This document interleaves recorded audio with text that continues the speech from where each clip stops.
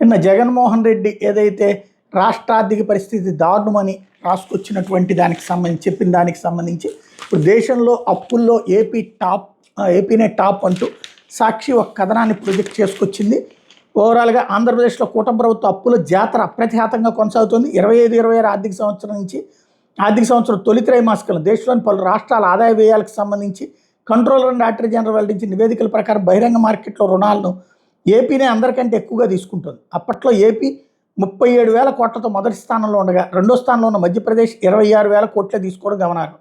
కాగా ఇటీవల వెల్లడించిన నివేదికల ప్రకారం ఆంధ్రప్రదేశ్ ప్రభుత్వం ఈ ఆర్థిక సంవత్సరంలో గత 3 నెలల కాలంలో 37,098 కోట్ల అప్పులు సేకరించింది. ఏపీతో పోలిస్తే తెలంగాణ ఒకంత తక్కువైనా 20,000 కోట్ల అప్పుల చట్టాన్ని దాటిపోయింది.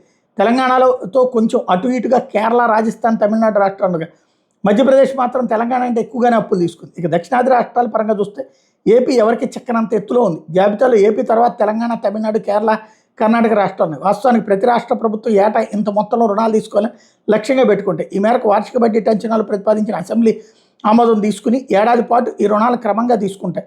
కానీ ఏపీ మాత్రం కేవలం 3 నెలల కాలంలో ఏడాది మొత్తం లక్ష్యంగా పెట్టుకున్న అప్పుల్లో దాదాపు సగం తీసేసుకున్నట్టు కాగు లెక్కలు చెప్తున్నాయి.